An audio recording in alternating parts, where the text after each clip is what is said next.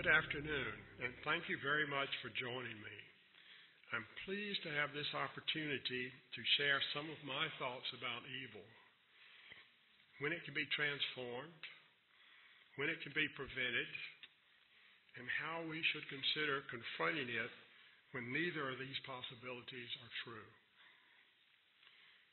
We will also think about what the meaning of evil might be in our landscape of life in general, and in the Jungian individuation process in specific.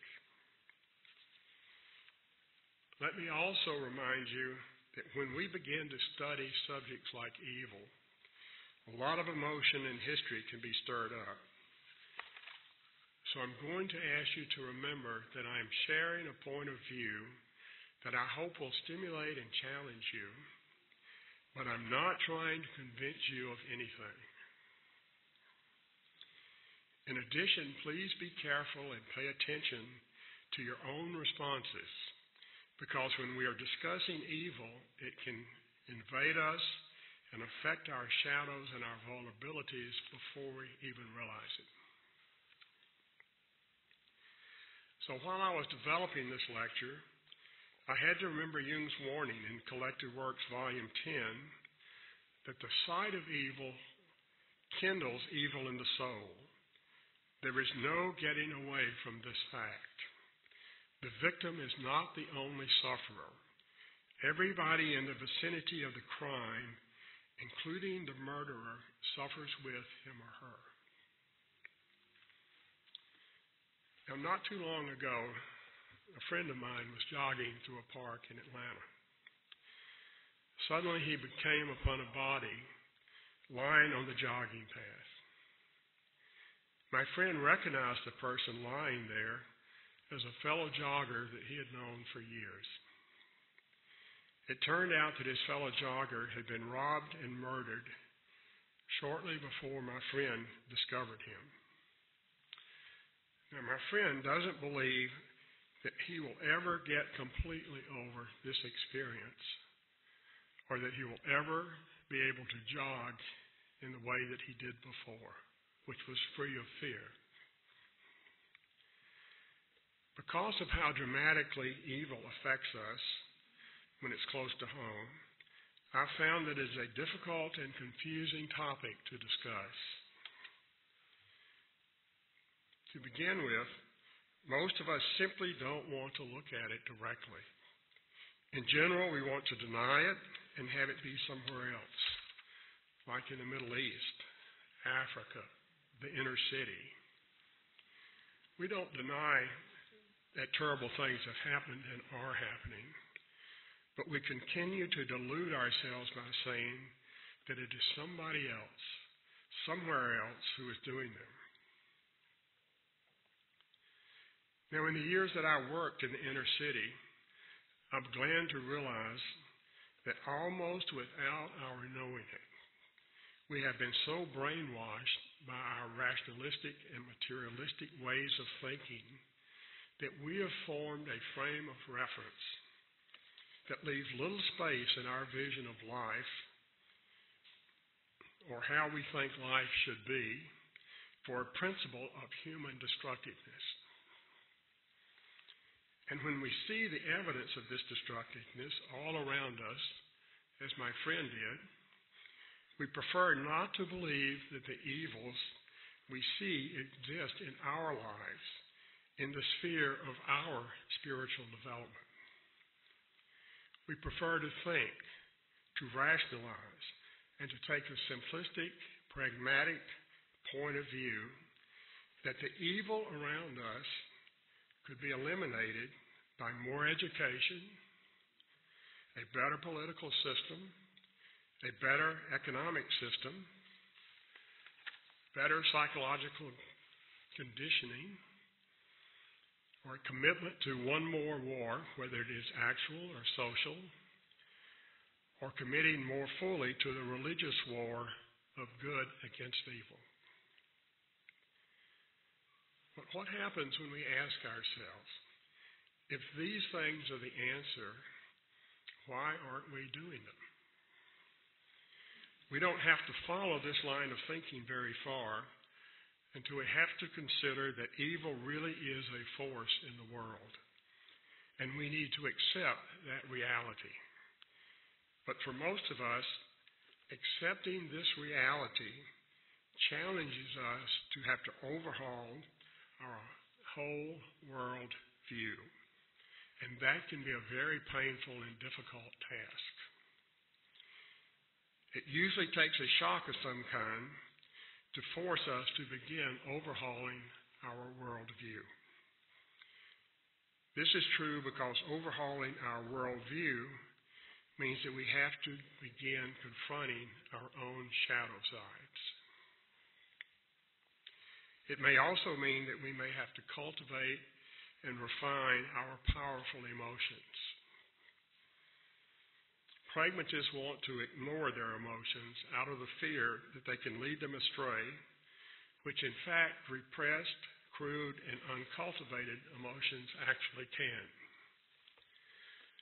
But without our emotions, we are not engaged in life. We have numbed ourselves out. We have buried our passions and have trouble rousing ourselves into action and out of our passivity. When we finally act, then the things we do seem either too little, too late, or too harsh to be effective. And as analysts, we see examples of these tendencies in couples and families almost every day. Most of the time, we find it easier to live in denial, or even if we accept the force of evil as a reality, to project it far away from ourselves. It is a much more challenging task to accept Jung's advice and to begin looking into our own shadows, looking at the demons and devils within ourselves as the foundation or starting points for looking at evil in general. It is this necessary inner journey that enables us to face the complexity of evil, the paradoxes and mysteries in it as an archetypal force, and finally, how we can face and deal with it without enabling it the way our unconscious and simplistic approaches do. I believe that if we really want to listen to Jung or to any of our great religious traditions and want to see the force of evil in the world realistically, or for that matter, to be able to see ourselves and truly understand how we are living, we must break out of the rationalistic, materialistic way of thinking we have been born and indoctrinated into. After all, Jung is clear in his book, Modern Man in Search of the Soul, that the gods that we're called to overthrow are the idolized values of our conscious world. So then the first thing we must do is to open ourselves up to being able to look at life and into ourselves poetically, mythologically, and symbolically. Jung says in Collected Works 18 that now we have no symbolic life, and we are badly in need of the symbolic life. Only the symbolic life can express the needs of the soul, the daily needs of the soul, mind you. Now listen carefully. These are powerful statements. Jung continues by saying, the symbolic life is the foundation of a life of depth and meaning. Without a symbolic foundation, we're in danger of pursuing make-believe lives based on cultural ideas of the good life or other people's definition of how we should live. Now, when our personal and collective lives are hollow in this sense, the door to evil is open on many unconscious levels, as we're going to see.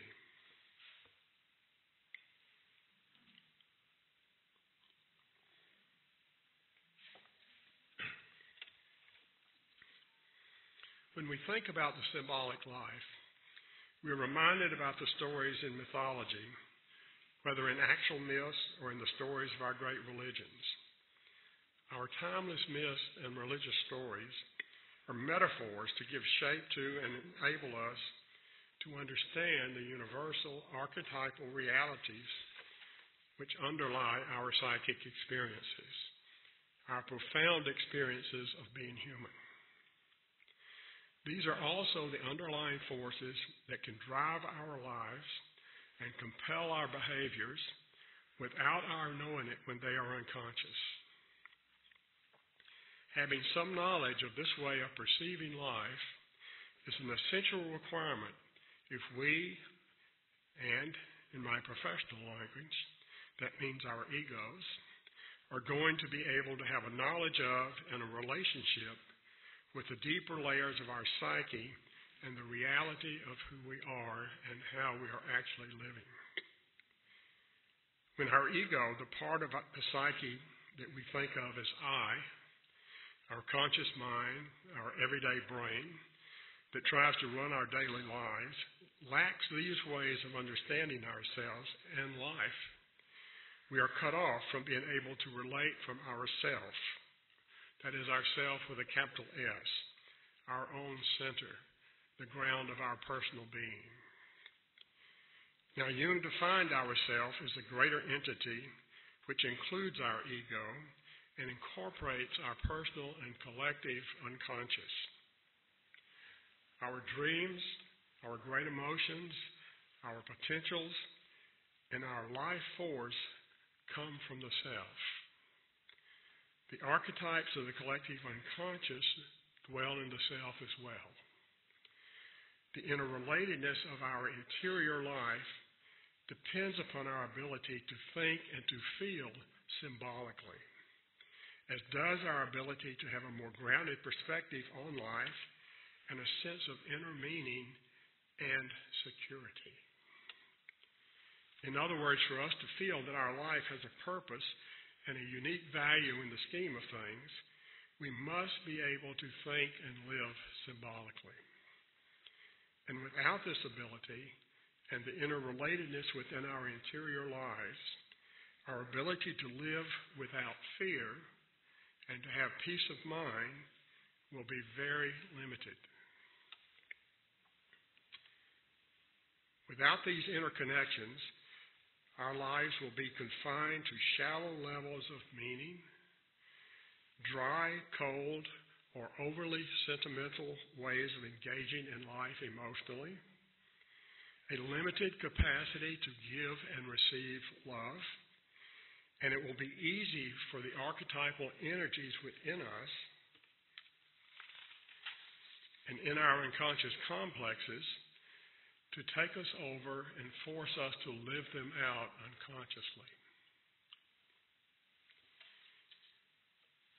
Now, many of us are aware that humanism at times sees good and evil as relative to our perceptions, because this perspective often coincides with how we work with our shadows. Jung's work has frequently been confused with that humanistic point of view. However, Jung was very clear that he saw evil as real and thought we must recognize it as real. Lucifer, Satan, and the devil are archetypal images. They have different archetypal insinuations, and they represent different faces of how the archetype of evil can channel our destructive energies. Now, for us to be able to understand the reality of ourselves and evil as well, it is helpful to know a little bit about archetypes and archetypal energies. In describing the nature of archetypes, Jung says in Collected Works 10, an archetype is like an old water course along which the water of life has flowed for centuries, digging a deep channel for itself. Therefore, it has become a pattern in our psyche that directs the flow of a particular portion of our life energy. We can see this energy through our emotional responses to it, and then through the images and ideas that they evolve from our experiences of it. For example, in the Judeo-Christian heritage, we see the destructive force of forces in life imaged in the ideas of Satan, Lucifer, and the devil, and so on.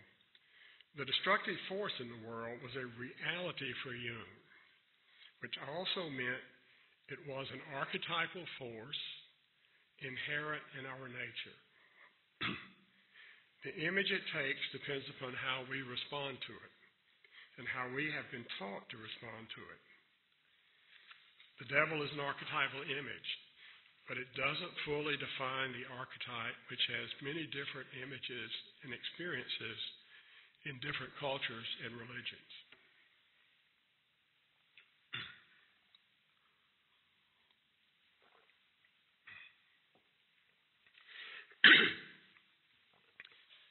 Jung's disagreement with the Catholic Church was that during his lifetime, the Church considered evil as an absence of good and not a reality in itself.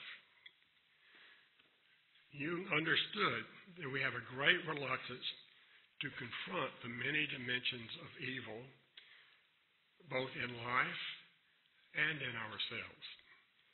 But he also thought that in general, nothing could be transformed or fully dealt with unless it was first acknowledged as a reality, and that we cannot learn how to deal with the complexities of evil until we can acknowledge and confront it as a reality. So when I think about talking about evil from a Jungian perspective, I believe that we should begin in that archetypal area of our personal unconscious that we refer to as the shadow.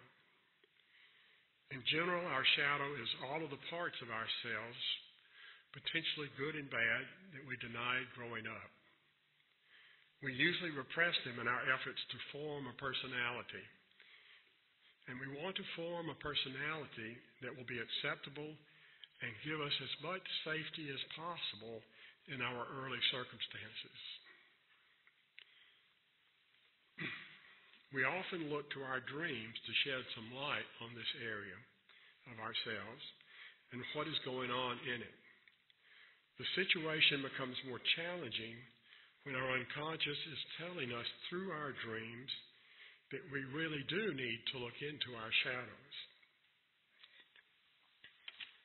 So let me give you an example. Marie was a woman in her mid-40s, initially came in to see me because she was having a recurring dream. In the dream, she was being chased by women who were dressed as Nazis. They wore the brown shirts with the red armbands with swastikas on them. And in her dream, these ferocious, determined women were coming closer and closer to Marie as she towered in terror in a closet in the basement of her home. Marie saw them as driven, machine-like creatures who totally disregarded human and feminine values.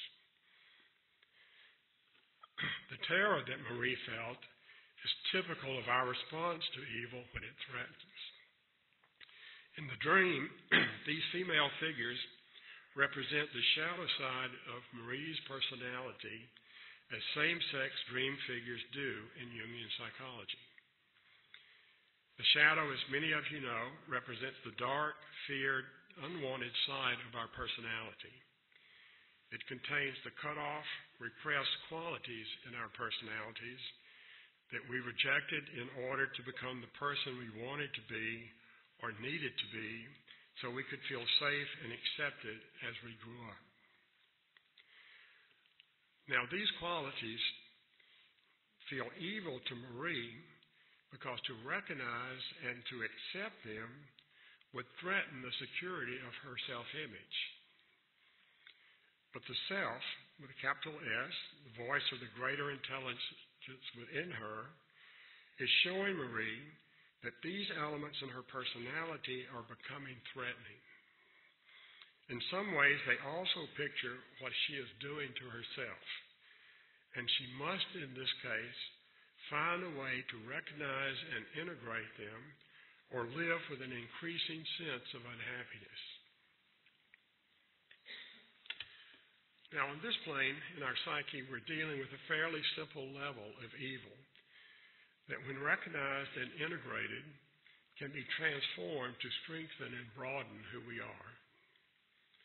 As Marie worked with these images by reflecting upon her history, making associations to the images, and doing active imagination with them, she discovered they represented her ability to achieve worth through attaining desired goals and developing a feeling of control over her life and future. In other words, they were symbolizing her denied sense of personal power. So far, this sounds good. But then Marie realized that by failing to recognize her worth and power, her inner need to do this had taken on a devastating negative capacity that had pursued her relentlessly with self-criticism and self-doubt. She was treating herself like an object, without love, respect, and dignity. She also recognized that she was following in her mother's and grandmother's footsteps because she was beginning to create a negative atmosphere around herself that echoed the feelings of misery and scarcity in their lives. She feared that if this negativity continued, she could end up dying of cancer the same way her mother had. Now, there are several important things that we can learn about evil from this simple example. The first one is that to acknowledge the power in these negative images doesn't mean to embrace them. It means to recognize them and to begin to search for the meaning behind them. This is the only way we can discover if the intelligence of the self is directing a part of our individuation process through these dream images. The next thing we can learn is that some kinds of evil, some kinds of negative archetypal energy can be healed and transformed through self-knowledge and integration.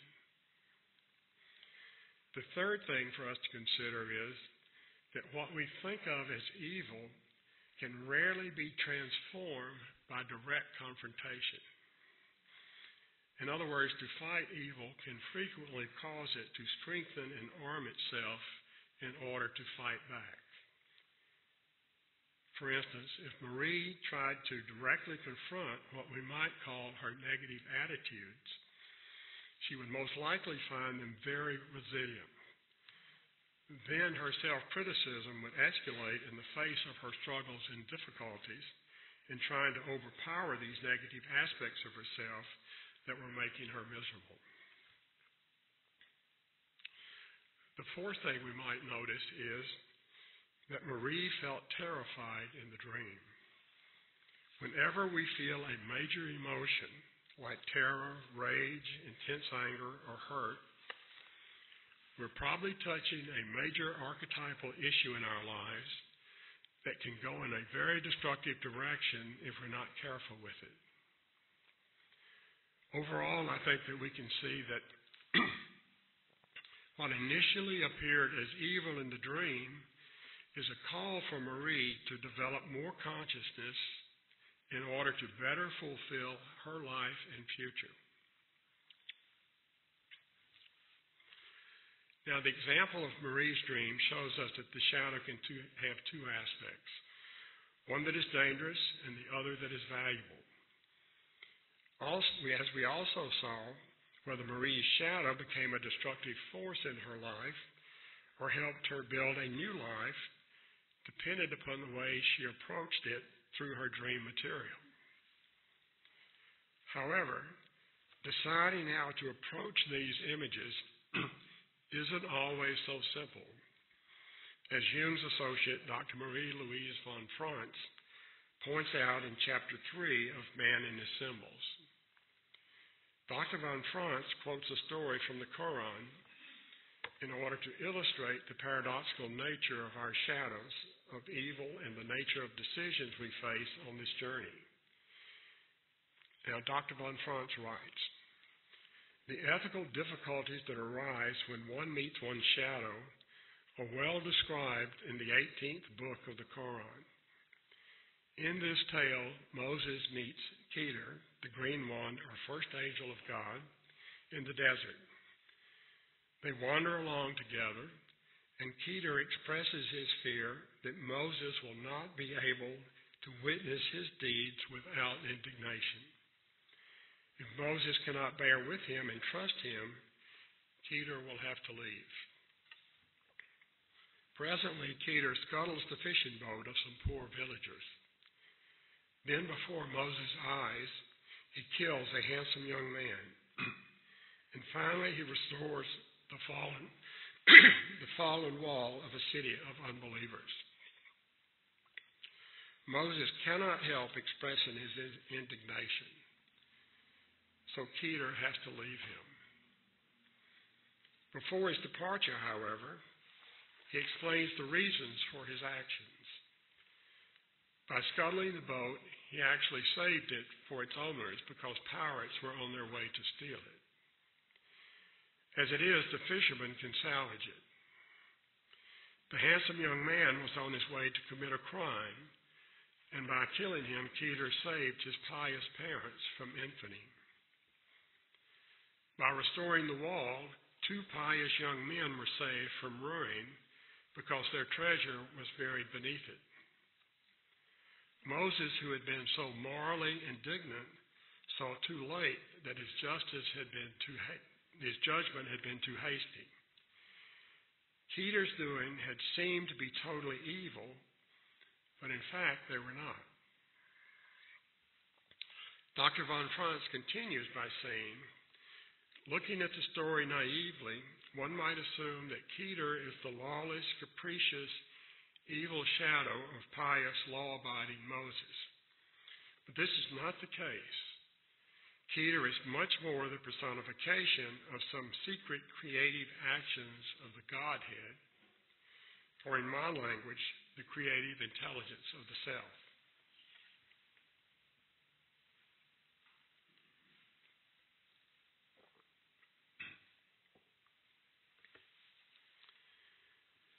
We can see from these examples how in them the Jungian view of the shadow and evil and how we work with them is paradoxical, and how the participation of the intelligence of the self forming our life from within complicates this entire picture. But there are other situations that we need to consider. A few years ago, another woman, Janice, came in to see me with another recurring dream. In this dream, she was being chased through a pitch-black movie theater, up one aisle and down the other. A large man was pursuing her with a butcher knife and trying to kill her. Janice told me that her previous therapist suggested to her that she simply stop, turn around, face the man, and embrace him. Then Janice said, I just couldn't do that. It was too scary. And of course, she was right not to do that. We all need to listen to our fear before acting. Options like screaming for help or running out of an exit didn't seem open to her. My response was that the dream was telling her something else.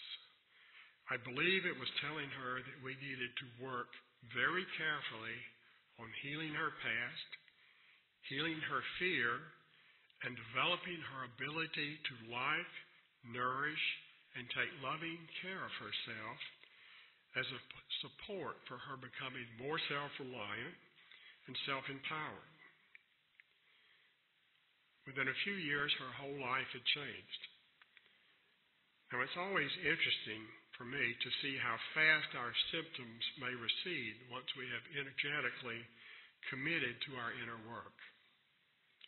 Because Janice was willing to listen to her fear, her dreams, and not to be naive in seeking a solution to it, what seemed at first to be evil and destructive, and what could have been devastating, became a turning point in her life. In a situation like Janice's, the 39th hexagram in the I Ching, obstacles or obstructions, can give us a helpful perspective. In his translation, Richard Wilhelm says in this hexagram, we're facing a dangerous abyss before us and a steep mountain behind us. We cannot retreat or advance. Our obstacles cannot be overcome directly. The advice from the I Ching is to join forces with friends of a like mind and put oneself under the leadership of someone equal to the situation and then listen to them with both ears.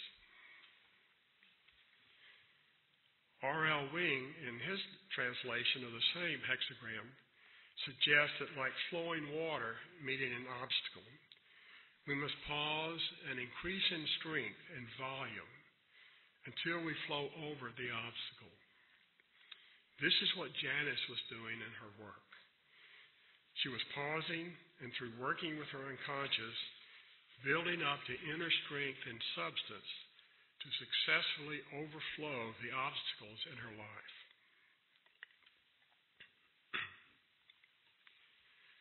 Now let us take a minute to look at another dream. Grady is a middle-aged professional man. By all appearances, he is fairly successful, but he is wondering why he has been feeling a loss of energy for over a year, a low-grade sense of misery, and why he wakes up every day with a gnawing sense of dissatisfaction. As we will see shortly, it doesn't make any difference, really, whether he's a doctor, a dentist, a lawyer, a banker, a corporate executive, or whatever. We can all have these kinds of experiences. Grady's recurring dream was that he was in a small city in the desert, probably Iraq, he said. He was in the second story, the top floor of a large house, firing a machine gun. The town was being overrun by an army of terrorists. In the background, a group of Middle Eastern women were making the warlike noises that we hear them make at times in support of the terrorist. Grady knew that if he were caught, he would be tortured and killed. As we discussed the dream, we quickly realized that a desert pictured the emotional landscape that Grady lived in.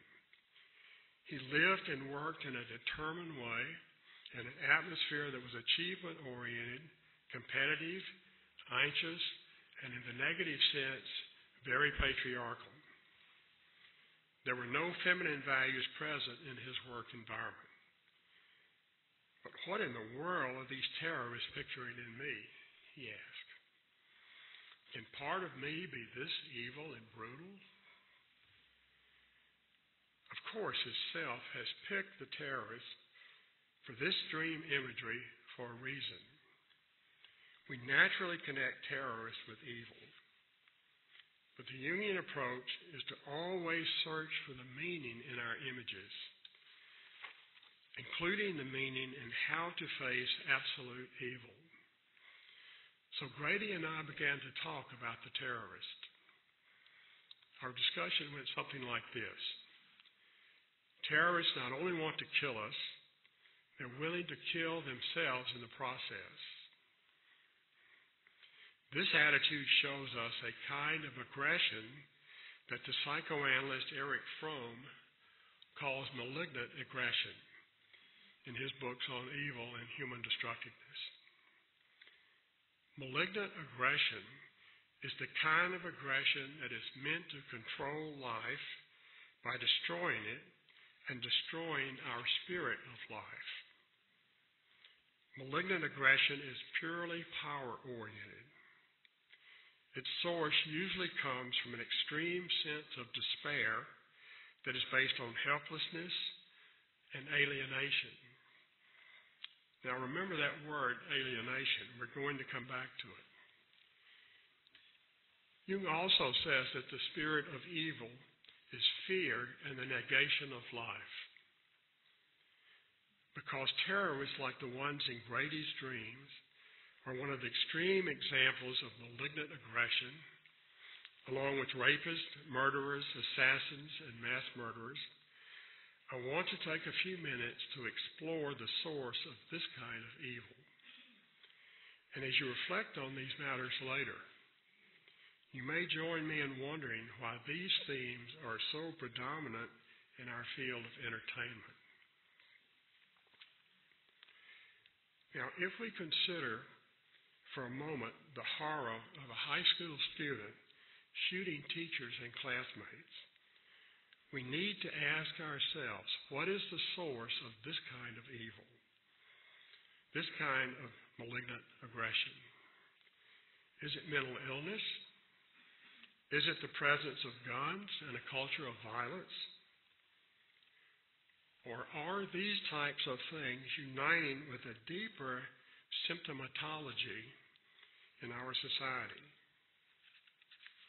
Is there a kind of despair that surfaces through our most vulnerable young people? A despair of hopelessness, an inability to find a place in the tribe, or in other words, alienation. Are we forcing our children into lives of feeling externally judged, being members of ability groups, teams, levels of performance, and organizations on a collective scale to the point it is destroying their personal spirit of life? And I think we must also ask ourselves how much the way we have structured our schools reflects the structures that you and I are living by.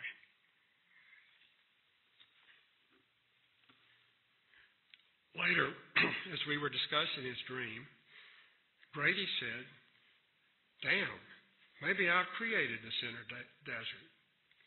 Maybe I have been so focused on my goals, wanting the best for myself and my family, that I am actively negating some of the life around me. My life. Can the goals I thought were so good, the good intentions I focused my life on, my ideals, actually be fostering these inner terrorists? Now, Grady is beginning to ask himself the right questions. He has to find the courage to face his life realistically, to step out of the cultural brainwashing of his history and to listen to his inner life, beginning with the feelings he has denied. At this point, we might ask ourselves, what creates these inner terrorists, and are inner and outer terrorists created in similar ways? Erich Fromm is correct in concluding that despair and alienation create people who seek power, control, and to transcend their situation by violence even to themselves. But we also have to ask ourselves, what happens when entire groups of people become disillusioned, humiliated, and impoverished? When groups feel helpless and hopeless? When the structures of ideals and values that gave purpose and meaning to their lives has collapsed, failed them, or have been taken away from them? And when they may also feel worthless and victimized. In Jungian terms, we would say this group of people has lost the myth that supported their lives. These losses open the door to the archetype of evil to become the foundation of a new myth that brings meaning to them through power and destructiveness. We see examples of this condition in post-World War Germany, in the Middle East today, and in fact, in segments in our own society.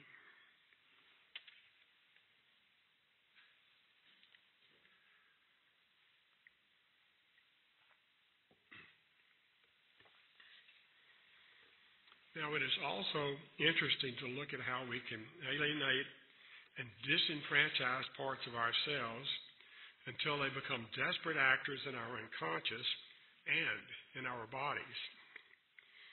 As Grady reflected on his dream, he realized that he had focused so intently on his goals and certain values that he had become, in essence, a fundamentalist in how he lived his life.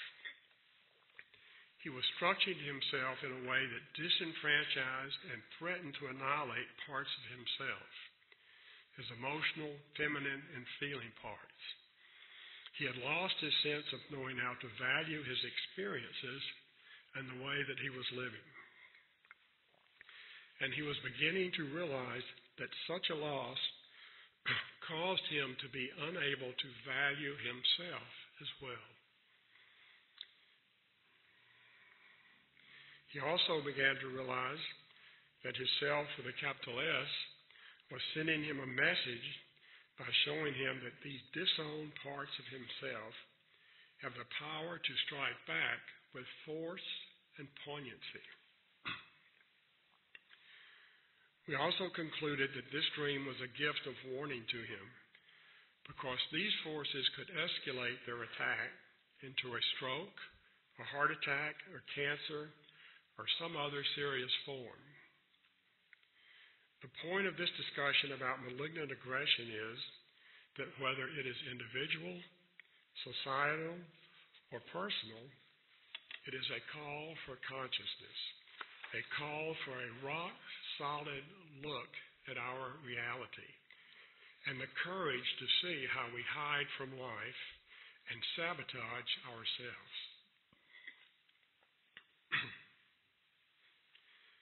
As Grady began to have an active imagination to dialogue with the leader of the terrorists in his dream, he made some startling discoveries. The leader told him that we in the Middle East are passionate people. We are driven by feelings. Can't you see that we are the passion, the rage, and the love that can connect you to the essentials of life? Can't you see we are pictured as enemies because we are enemies to your arrogant, one-sided, over-controlled approach to life? As he listened to this image in his shadow, Grady was beginning to get a sense of his need for the second kind of aggression that Erich Fromm wrote about. Fromm called this kind of aggression benign aggression. In this kind of aggression, our strength is directed towards preserving life and having a spirit of aggression and adventure in support of life. If Grady can open his attitudes to preserving and fostering his inner life, his strength and energy will increase. So will his capacity to be more loving and more fully alive. He will be able to loosen his passions in how he lives, take more risks, quit dreading failure, and break his internalized cultural traditions. The capacity for benign aggression is a must to protect our love of life, our tender places, and our ability to be creative. When Jung in Collected Works 5 wrote that the spirit of evil is fear and negation, he went on to say that it infuses us with the poison of weakness and regression.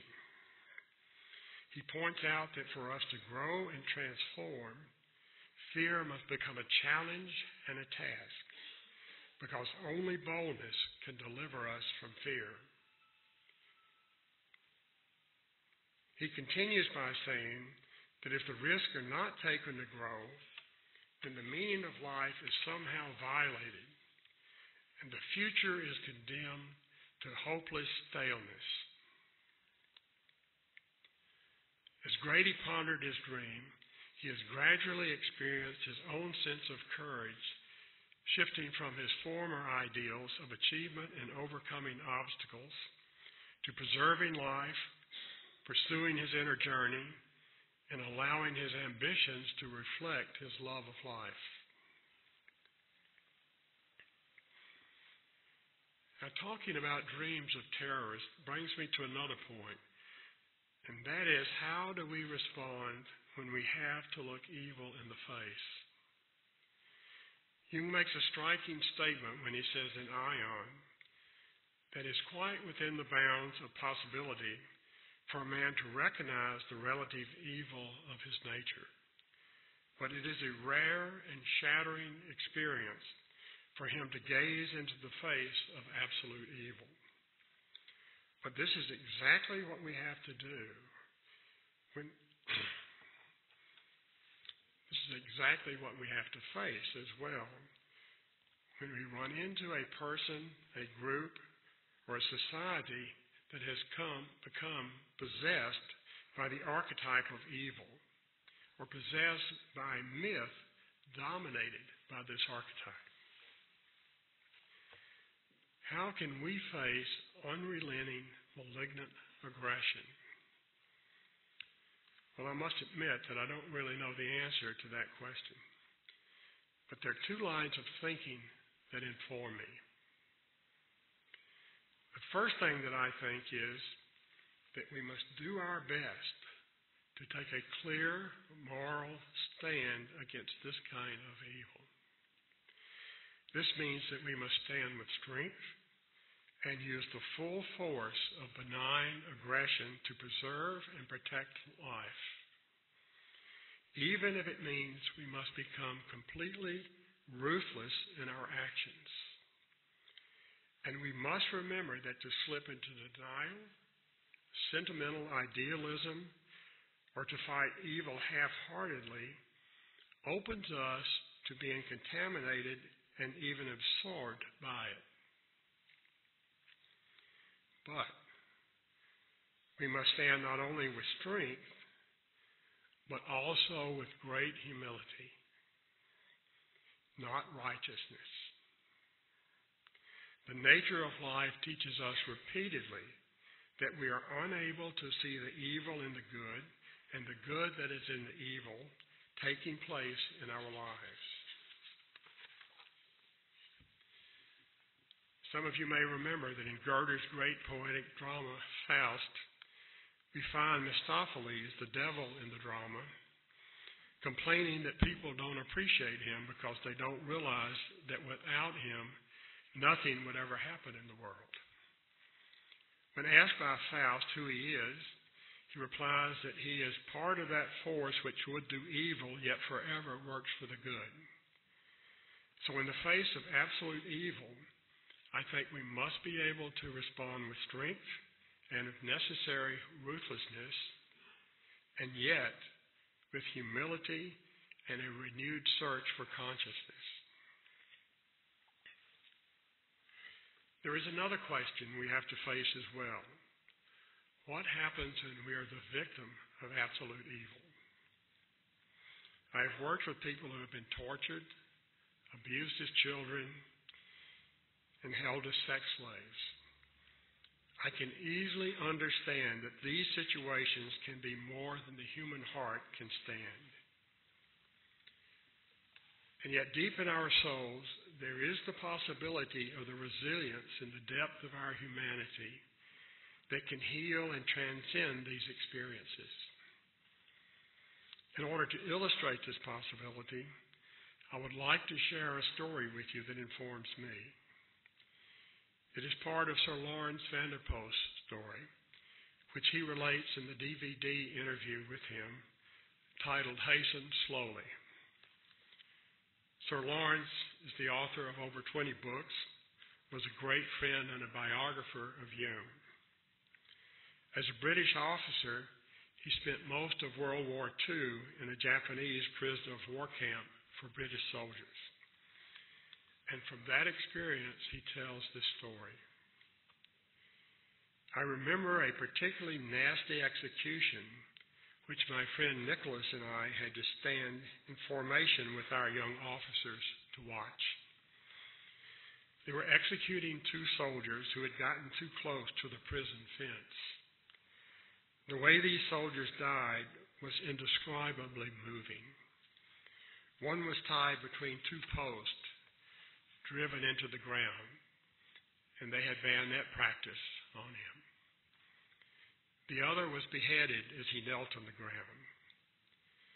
At the moment the execution started, a British officer standing between Nicholas and myself, who was frail because he had been tortured, began to collapse.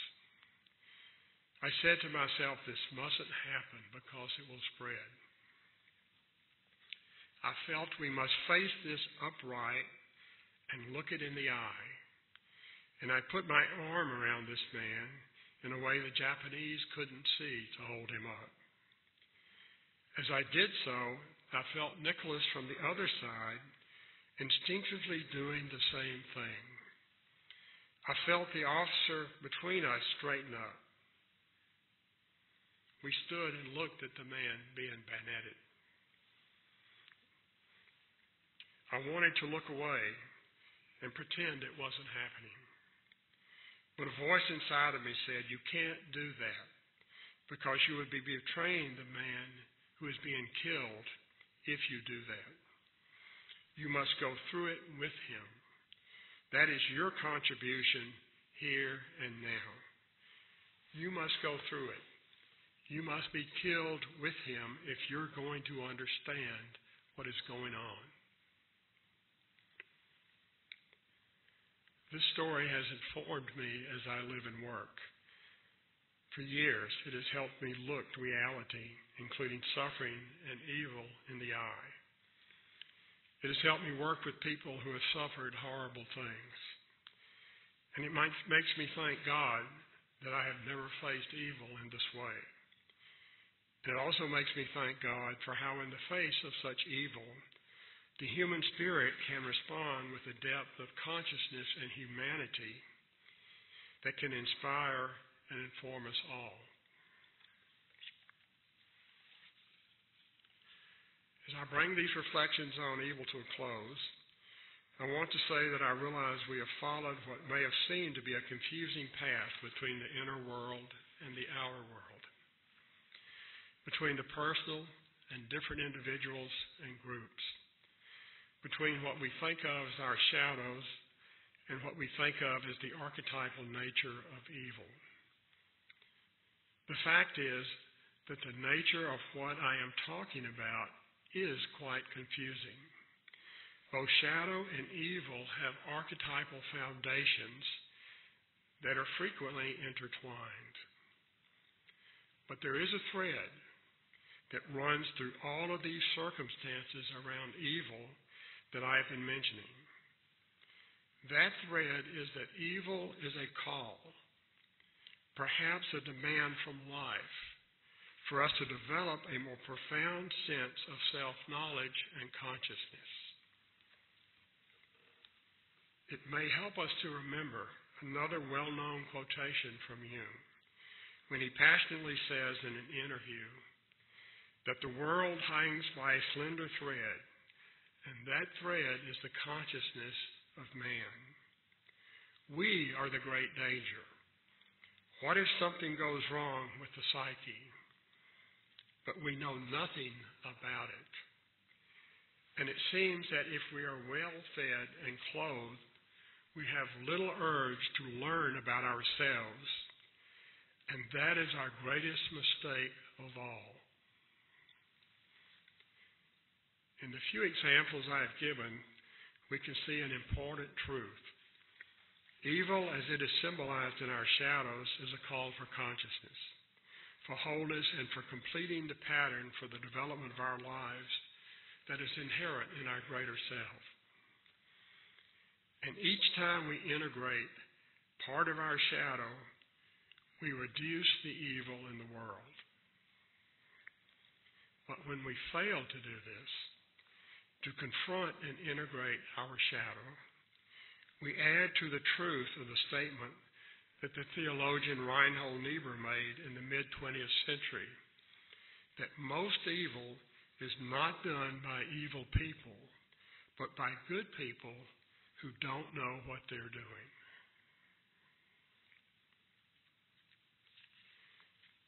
Jung helped us to understand that it's important to become conscious of evil, and that we as individuals and as a society cannot learn to deal with the complexities of evil until we can truly acknowledge evil and confront it as a reality. I believe that the evil we face in the world has the purpose of calling or compelling us out of our childlike state of unconsciousness, our obsession with the good life, the happy life, the secure life, and to force us to engage in the blood, sweat, risk, tears, love, and laughter of real life. And while absolute evil may not be able to be integrated, it can perhaps awaken us to our better selves and our need to look for the kind of consciousness that Dr. Jung thought our future depended on. Thank you.